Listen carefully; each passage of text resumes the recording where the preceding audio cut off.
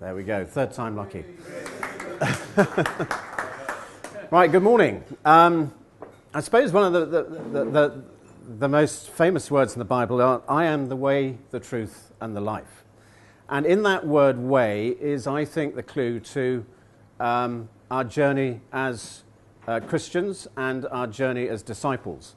And I'm going to be talking this morning around something that I've just been commissioned to create called a disciple's journey by the diocese, and we piloted it last weekend at Mark Hannon's house. Mark is in the middle there, and I think it was a great success, really, wasn't it, Mark?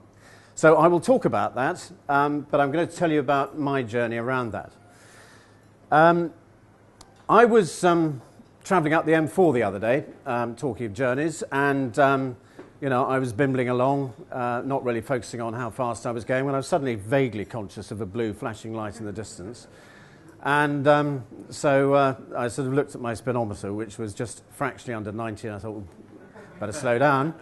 Unfortunately, it was too late, because the blue light made its way over to me, and I could see it was quite clearly steering me into the hard shoulder. So I duly pulled in and wound my window down and smiled nicely.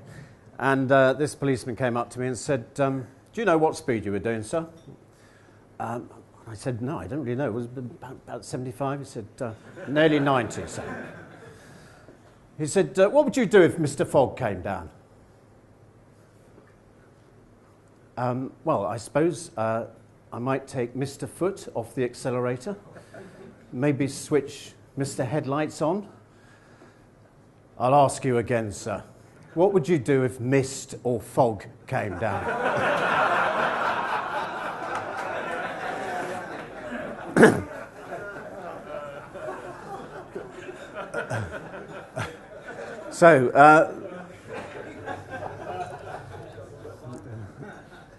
Right, having got the humour out of the way, we'll take a slightly more serious tone. It's funny how God works, because connections and coincidences, when you're working in his will, happen all the time. And I'm grateful to Richard Russell, who gave me this book, funnily enough, at a breakfast 2 days ago. And I picked it up and looked at the pictures. And when I looked at that, I read the first paragraph. And I thought it was really, it really sort of linked in with what I'm trying to say this morning. This is a story.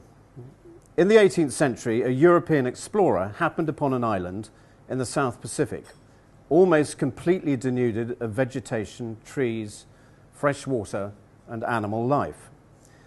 The island, named Rapa Nui by its inhabitants and Easter Island by the explorer, was populated by only a few unwell people and by hundreds of gigantic, spectacular stone sculpture idols. Even now, the best engineering minds have scarcely grasped how the islanders could have sculpted and positioned the colossal statues. According to the few survivors, though, the island had been fertile and had supported thousands of inhabitants.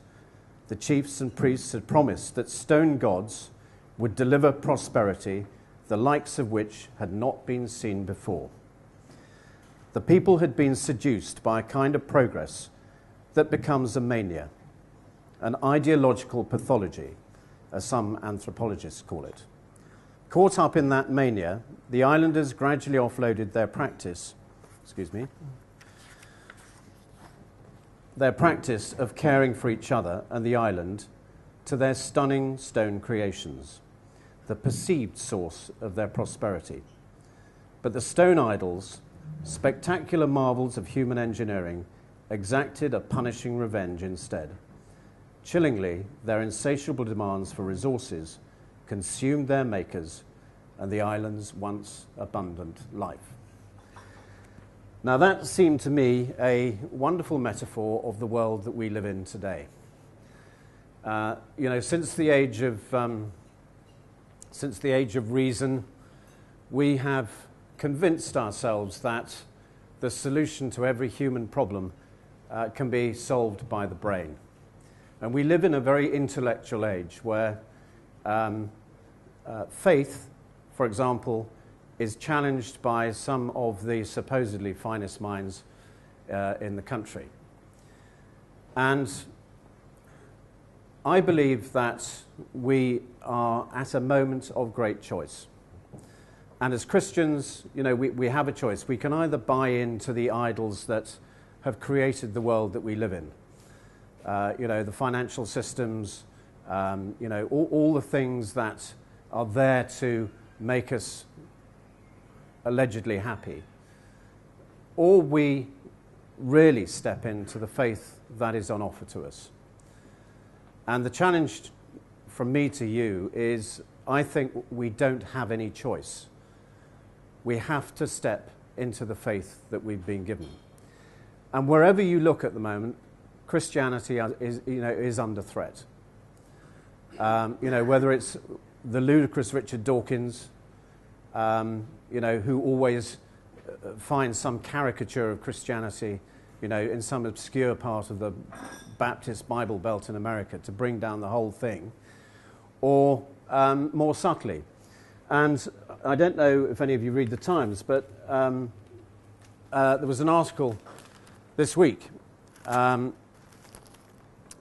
entitled "Why the British Are Flocking to Islam's Call." Now, I want to say straight away that I do a lot of work in the Middle East and work very closely with a lot of Muslims, and I have huge respect for them. And I don't fall into the sort of football club mentality that because I'm an Arsenal supporter, which I am, every other football team is appalling and dreadful.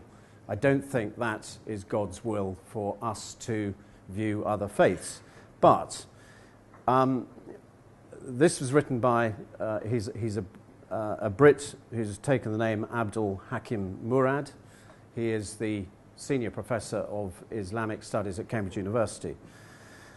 And he says this: "More common, though, is the spiritual wanderer who finds his way to Islam having rejected Christianity because of the complexity of its belief system. Ultimate truth should be ultimately simple, a Catholic convert told me last week, and it seems that many churchgoers are bewildered by the doctrine of the Trinity. Islam's simple monotheism in an age with little time for theology clearly has an appeal." Well, my goodness me, isn't that a wake-up call?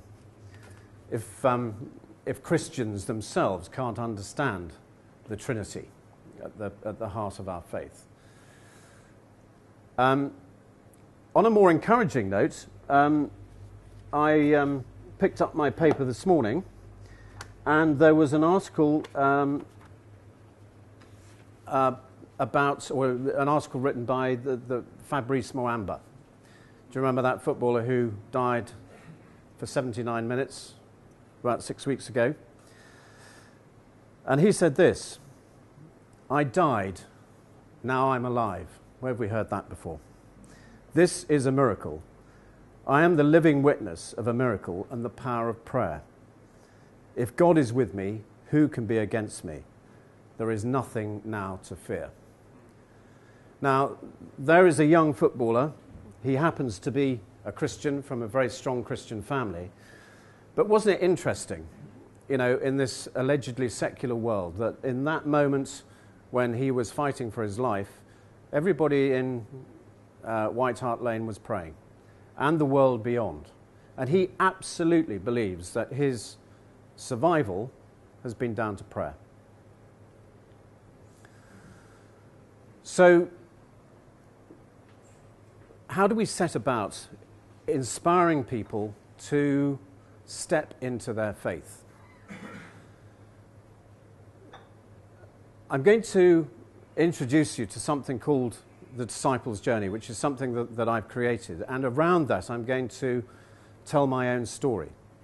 And at the heart of it is this word mentoring, which I will come back to many times.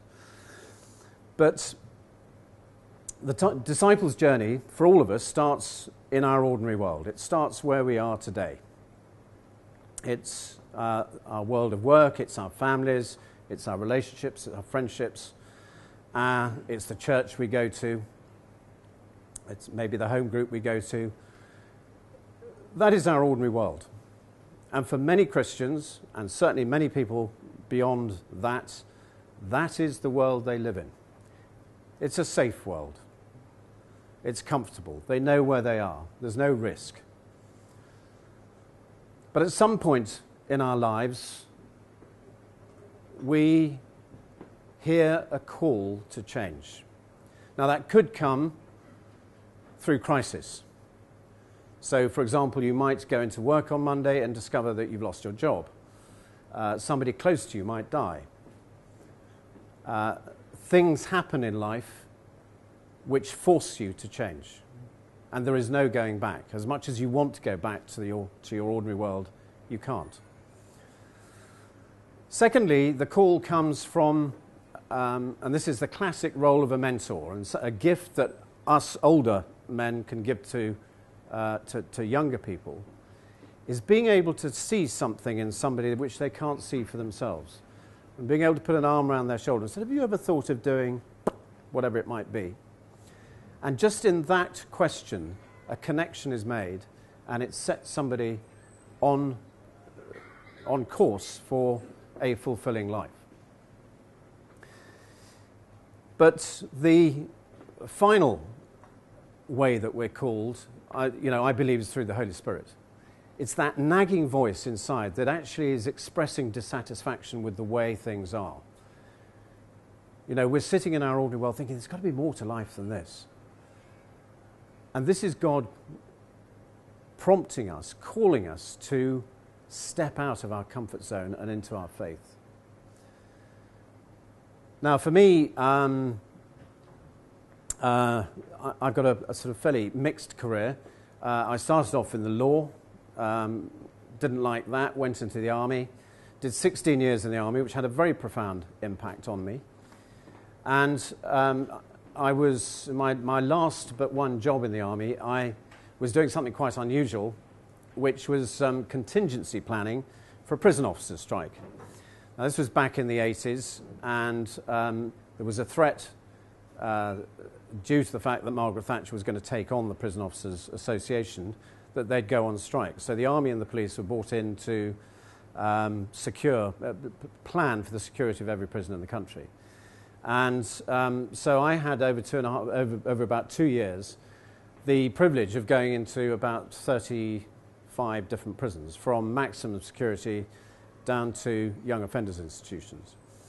And it was going into my first young offenders institution in Leicester, a place called Glenparva, that that sort of call to change, if you like, was first embedded, albeit I knew nothing about that at the time. But I don't know how many people have been into prison, but you don't go into a prison without coming out of it profoundly moved by the experience. It is very easy, sitting in our sort of judgmental armchairs, to condemn all those in prison. But believe me, in most cases, and I'm not justifying criminal behaviour, but there are some very deep-rooted reasons why people end up in prison.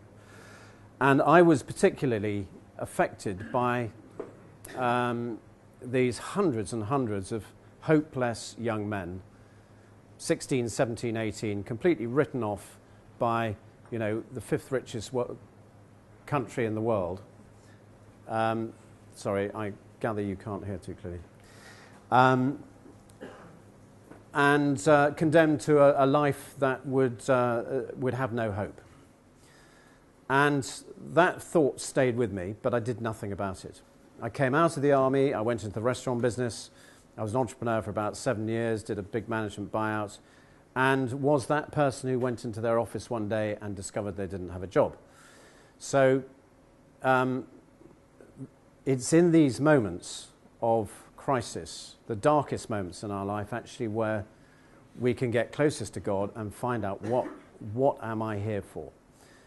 And it was at this point that I just happened to go to a service in Bath Abbey, And it was a lovely June morning. The sun was pouring through those wonderful windows there. And somebody was preaching on that famous passage from Isaiah 6, whom shall I send? And I found myself rooted to the spot, tears pouring down my face for half an hour. I couldn't move. And I went back home wondering what was going on, and I picked up the Sunday Times, and the first article I read was an article by Jonathan Aitken about his time in prison. And I knew in a moment then that's what God was calling me into. So I'd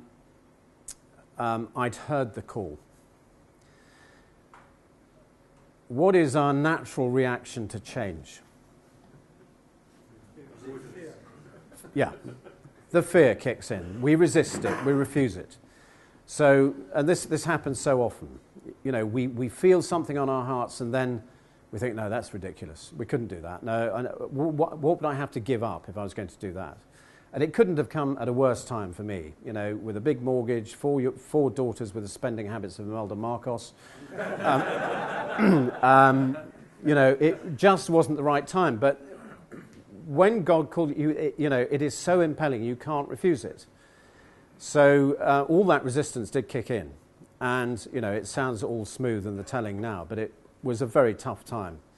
But I set up this charity called Believe, and the whole idea was to take coaching and mentoring into prisons, basically to help these young men find something within themselves which would provide a foundation for the rest of their lives, find something good in themselves.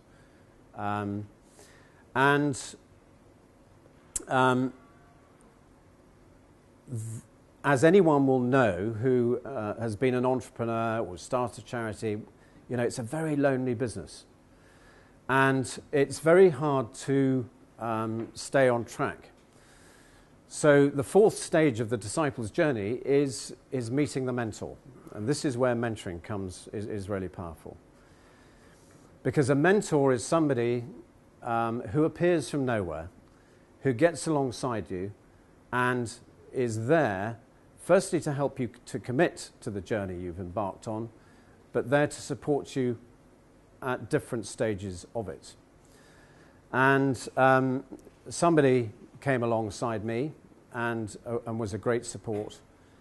And it's a reminder, and this is you know, I'll come back to this. This is the essence of the disciples' journey.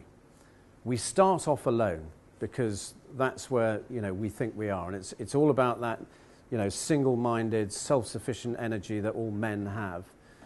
And as we go through, we realize actually we are just one tiny little piece in a very large jigsaw. And so at this stage, what the mentor is helping you do is a number of things. Firstly, it's helping you to really see you in your full glory as God has created you to be.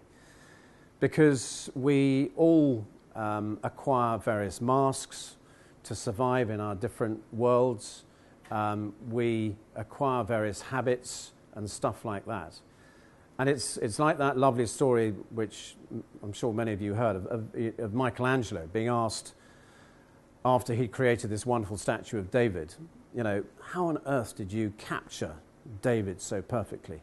And he said it was very simple. I just took a large block of marble and I chopped off all the bits that weren't David, and the perfect David emerged. This is one of the key things that a mentor does. It helps reveal the real you. And if you'll forgive me, I'm going to use the analogy, as I've just mentioned, of the jigsaw.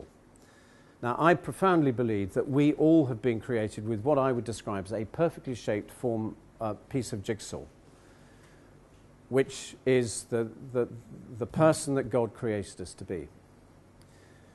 I love words, and the word confidence is rooted in the Latin word confide, which means to reveal the truth within. And we have all been born with our own truth. And once we've revealed it, God can use it. In a secular sense, an academic educationalist called Sir Ken Robinson wrote a book couple of years ago called The Element. The element is the same thing. It's where your passion and your natural talent meet and coincide. And that, for me, is the first clue to life. And it is the first clue to stepping into God's will. Because I see so many unhappy people, particularly at our age, who have lived lives that are so disconnected with their own truth that they end up with broken marriages, alcoholism, depression, you name them, a lot of the current ills. And I think this is the key. When we are living our lives disconnected from God and the truth that He's placed on each of our hearts, we cannot find that fulfillment that we all yearn and seek. So the mentor is there really to help that process. And he's also there to help you to commit. Because it's all very well, and again, the entrepreneurs amongst you might realize this, it's all very well, creating business plans and planning a future and all that sort of stuff. At some point, you have to commit. And at some point, there is that, it's like an invisible line. You actually have to physically go across it. And we don't like doing it because we know the moment we cross, we're letting go of the world that we've left behind in our ordinary world. But God can't work with us until we truly commit. It's been said many times, faith can't be lukewarm. If we're going to be truly salt and light to the world, that has to be wholehearted. But the encouraging thing is that when you do cross that line, and believe me, I've been there, I've got a PhD in displacement activity in terms of the number of times I've been on that line, and I've done everything I can, messing around with little stuff to avoid making that commitment. Because there's a natural fear there and that resistance. But once you do cross that line, it allows God to act. And it's extraordinary how He can act. From crossing the line, we move into the next stage, which is called trials, allies, and enemies. And the trial is the commitment that you've made. It is what you have crossed the line to achieve. In my case, it was setting up this charity. And immediately, you get inundated by both allies and enemies. Who's seen the film Lord of the Rings? Many of you. And Mark showed this clip last weekend. It is a great clip, and it absolutely, for me, sums up what commitment is all about and what happens when you do commit. But for those of you who've seen the film, early in the first of the three trilogy, the three series, the council are deciding who is going to take this ring back to Mordor. The secret to defeating the evil empire is to get the ring back to Mordor. And the ring is sort of lying there on the floor. And all these proud men with all their different skills and everything else are, sort of arguing about who's going to take it and coming up with all sorts of reasons why it's not going to be them. And isn't that true? We see that all the time. And then the smallest and weakest of them all, sitting on the side observing all this, comes through the crowd, picks up the ring and says, "I'll take the ring, even though I don't know the way." And that is the disciples' journey. It is making that commitment. It is crossing that line, not knowing the way. The truth is that, as a friend of mine puts it, you're stepping into the groundless ground. You're taking the step not even knowing where it is going to land. And we live in a world that demands certainty. We invest trillions of pounds in trying to create certainty in everything that we do.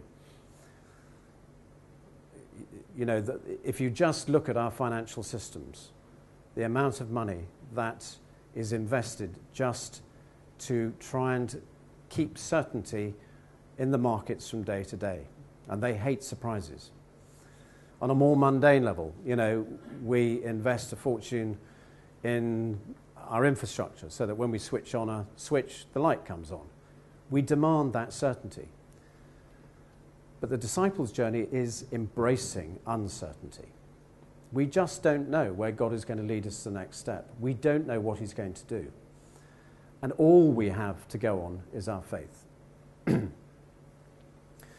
So if you think back to Frodo, when he crosses the line, what's the first thing that happens? Can you remember, those who've seen it? Opposition. Well, no, the very first thing that happens is that the council, all those people who've been arguing about it, get right behind him. And all disciples are leaders. And I really do have a vision for unlocking the leadership, particularly amongst the young in our country.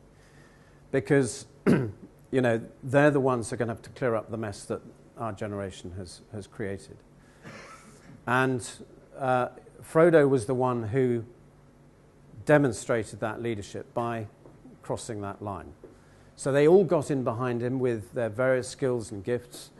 And it was a lovely scene of Gandalf as he makes that commitment, just slowly shaking his head, knowing what he's about to take on. But of course, Gandalf is his mentor.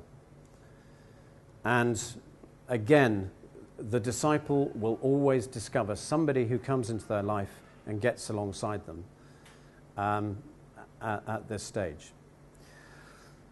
The other thing that happens is that God can work when we commit.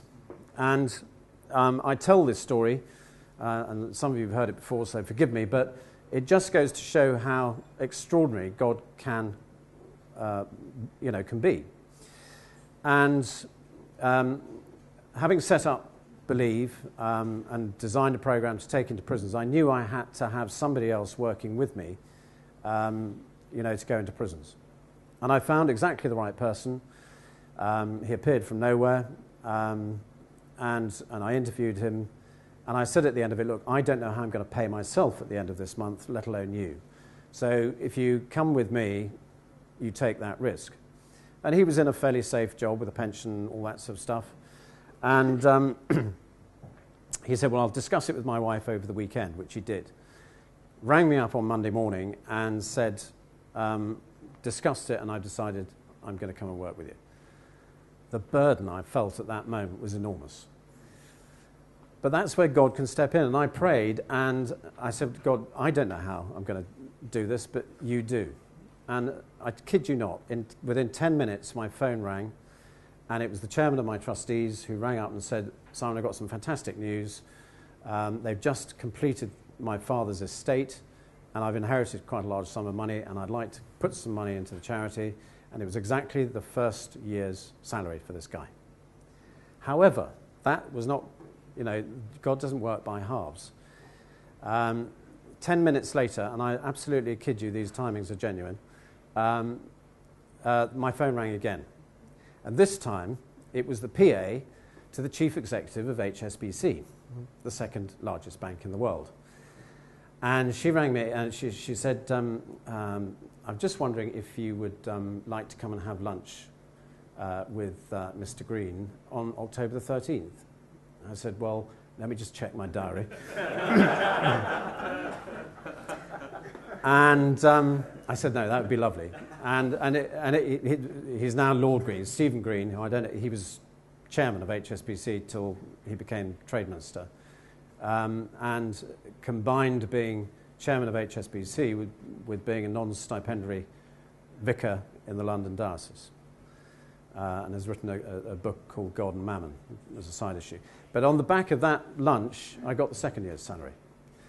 So the only thing that gets in our way is our lack of faith. So that's on the good side. On the bad side, we get attacked by enemies. The first enemy is our external enemies, which are those people who will always stand on the touchlines criticising anybody who tries to do anything new or different or whatever.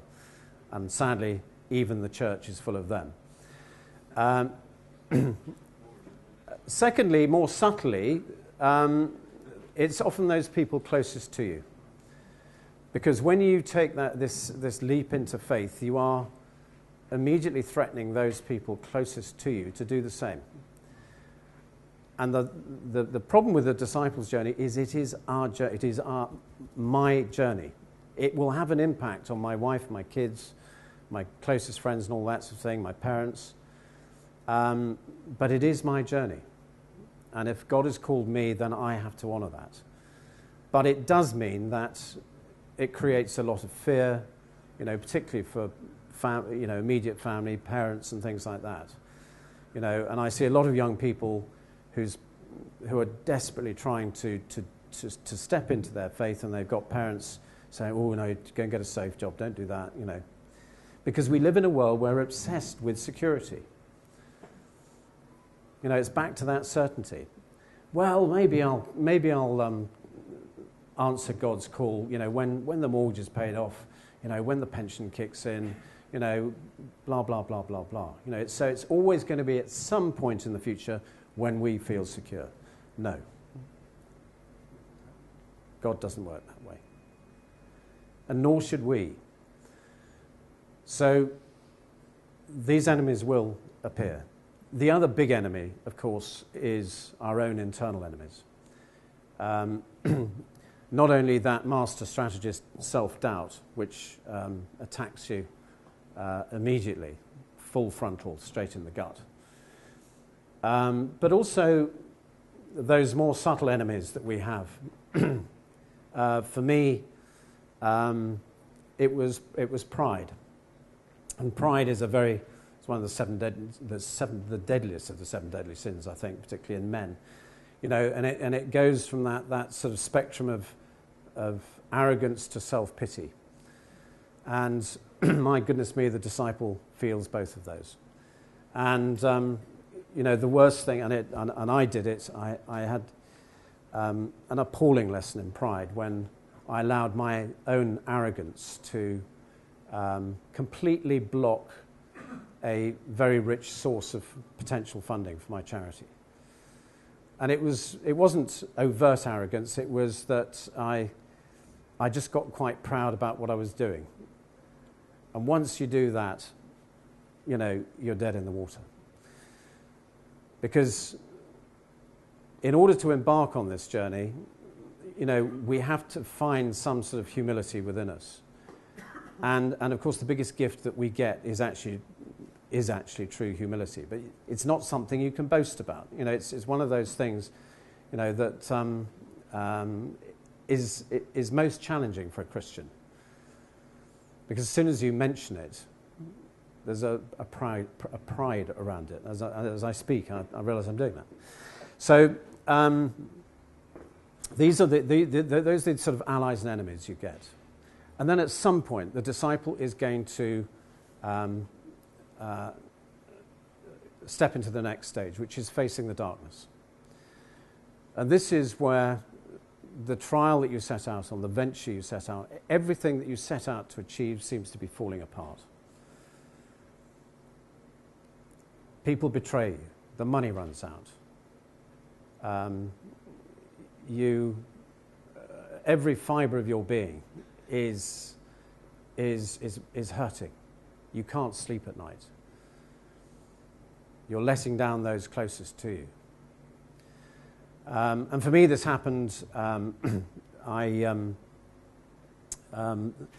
got Believe up and running, ran it for about 4 years, but I'm not a manager, so I decided to step out of it and bring in somebody to manage the charity as chief executive.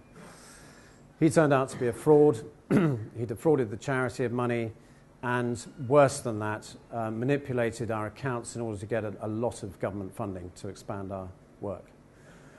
And one of the hardest things I had to do was to go back and say, I'm sorry, we can't take that 1.2 million off you because our chief executive lied to you and the accounts aren't as they seem.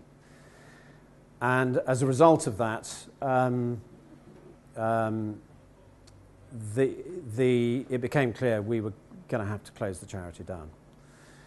And I remember the day, the moment, 7 minutes past 11, the 17th of December 2007, when I got a call from our account manager at this government organisation saying, "I'm really sorry, we thought we were going to be able to switch the tap back on, but one member of the board still wants you to give us more evidence. We need to wait at least 2 more months." And I knew at that moment that we couldn't continue. That night I went home. It was the week before Christmas. We hadn't got any money ourselves. The thing that I'd invested my whole life into and I thought had been what I was, was the fulfillment of my life, just went. I couldn't sleep. I walked for the whole night. It was a beautiful, crispy, frosty night. And I walked around the Monkton Combe Valley. And it was a full moon, so it was almost like daylight. And I just walked and walked and walked. And the only words I could pray were, "Thy will be done, thy will be done."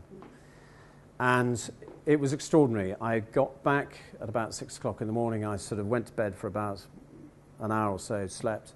When I came down, there was an envelope on our doormat, and in it was a cheque from somebody who'd obviously been witnessing what we were going through, and it was a cheque for us as a family for Christmas and to keep us going, to encourage us. When the charity closed the following month, I took myself on a retreat up at Ampleforth and stayed with the monks for a week, and it was a very profound time. And at some point, the disciple actually has to face up to some stuff within themselves that is actually holding them back. And I went through a whole catalogue of stuff within myself that God revealed, which was preventing me getting to the place that God could really use me. The extraordinary thing was that having done that, within 2 days, I came back and I had a phone call asking me to go out to Dubai to work with a very wealthy, a successful entrepreneur, a Brit, to set up a charity mentoring young entrepreneurs in the Middle East. And we set up something called the Mowgli Foundation. We have taken the whole concept of mentoring into the Arab culture. We started in Jordan, expanded into Lebanon and Syria, which sadly we've had to suspend for a bit. And I launched our first program in Palestine 3 weekends ago. And then trained the first group of Arabs to lead a program that is delivering mentoring to the non-English speaking majority in the Arab world. And that's been an extraordinary experience in itself. And we started by bringing business people from around the world to an eco-lodge out in the heart of the Jordanian desert, completely cut off from the outside world, just surrounded by Bedouin. And the power of bringing together a group of complete strangers from different cultures, different worlds, and within 3 days, helping them realize that strong human connection and relationship is fundamental to our life was extraordinary. And this is what this sort of mentoring is all about. It is about helping people come together in a really profound relationship based on high levels of trust from which it is possible to do almost anything. And I realized that one of the key things for me getting out of that dark spot was forgiveness. I had to forgive myself and others for what had happened. Because the alternative is you live in a world that is trapped in unforgiveness. And I see so many people who are trapped in that world, frozen in the moment where whatever happened, happened. Forgiveness is simply letting go of the possibility of changing the past. And if we can do that, then we can take the next step. This is what it is to be set free. And if we can get through that darkness, we move into a completely new perspective. What seemed to be all about me when I started becomes about we when you've been through it. It allows us to collaborate rather than compete. And we think business is bad in terms of competition. Step into the charity world, it's 10 times worse. I was delighted to hear there's an initiative to try and get a number of charities to collaborate here in Bath, because that has to be the future. It's all about helping each of us find our own perfectly shaped piece of jigsaw, whether that's individually or organisationally. And then, if I use the word confidence to illustrate that, step into my second word, which is sacrifice. And sacrifice means to make holy, in both senses of the word whole. It's H-O-L-Y and W-H-O-L-L-Y, whatever. And we do that by giving up our piece of the jigsaw to something much greater.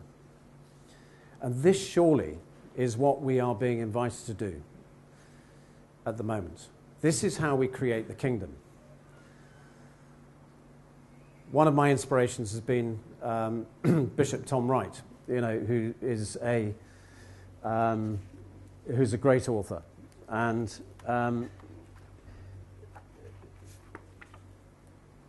he argues that the resurrection of Christ was our cue to begin the process of creating the kingdom here today. And I heard him speak in Bristol, and somebody said, well, yes, but how? What do we actually have to do? And he said, we have been given the capacity to intuit solutions to need, cascading grace, giving permission for others to do the same. I sum it up in the words, I am so you can be. And I think that's, if we're all confident within ourselves, it allows us the capacity to step outside our self-interest and identify need wherever it is and start coming together with others to create solutions.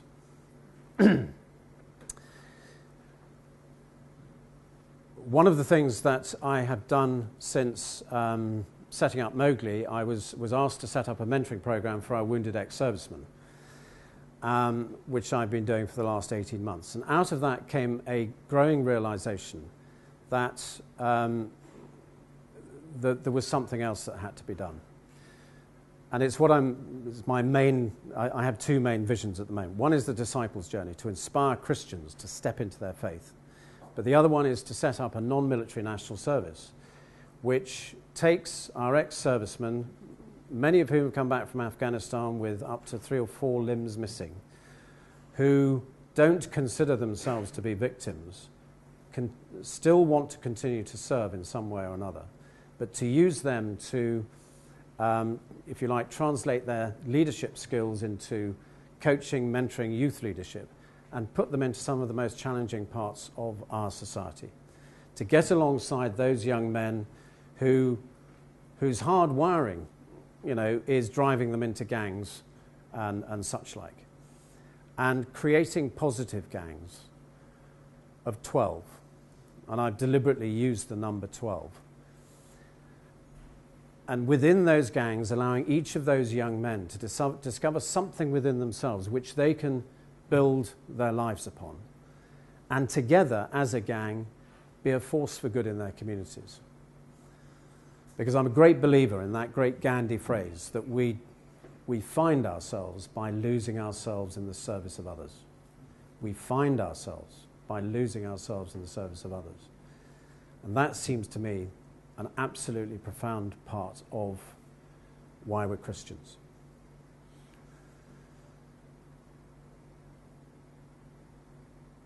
So the final stage of the disciples' journey is the return back to the ordinary world. And the role then of the disciple is to inspire others to set out on their own journey and to be mentors to those who are just starting out. And one of the most wonderful things about last weekend, we had a group of young people, all in their 20s, and we brought them together with a group of mentors from our church, all 60 plus. And to see that bridge between the two generations working together in a really positive way to help each of those young people fulfill their potential was fantastic. And, you know, I have a vision for this being, if you like, it's a big vision, and forgive me for it, but a follow-up to Alpha. You know, if Alpha asks, it brings people to Christ, it must ask the question, so what? So what? You know, there is a world crying out for what we can bring it in our different ways. And surely that has to be the next step, to inspire Christians to be images of Christ in the world that we live in. You know, I'm in danger of being very controversial here, but I have a sort of growing sense that if we have to keep banging on about Christ and telling people about Christ, we're missing the point. Because people would get what we're all about if we were those images of Christ in the world out there. Yeah? And so the essence of this disciples' journey is to get people into a place where they are fully equipped and inspired to be images of Christ in their own way, their unique way out in the world that we live in. And that will make people sit up and say, what's driving you?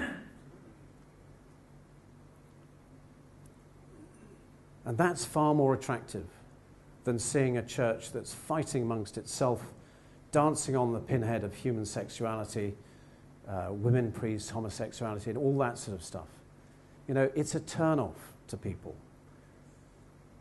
You know, the root of our faith is that word love. And if we aren't loving the world and the people in it, and love means not judging them, then we're missing the whole point. And so I'm probably well overdue now. I just wanted to finish with a couple of quotes.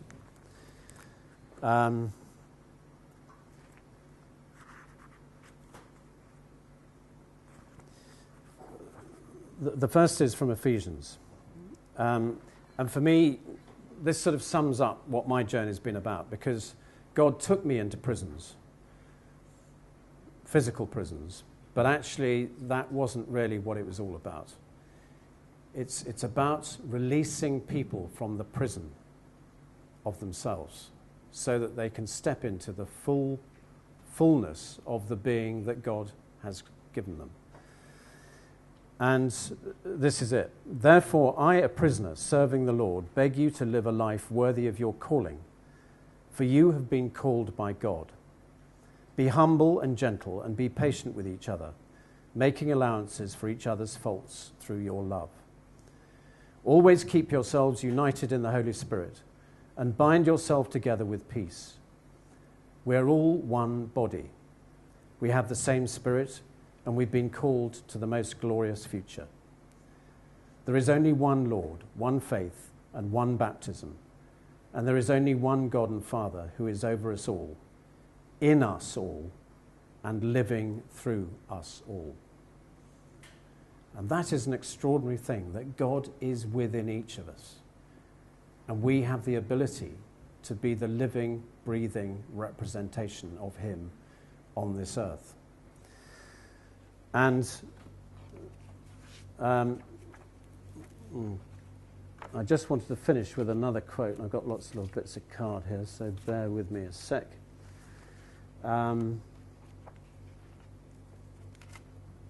Lost it.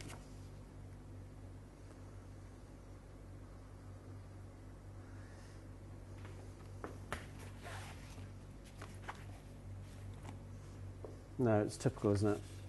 Oh, hang on. Not very well organised here. But see if I can remember it.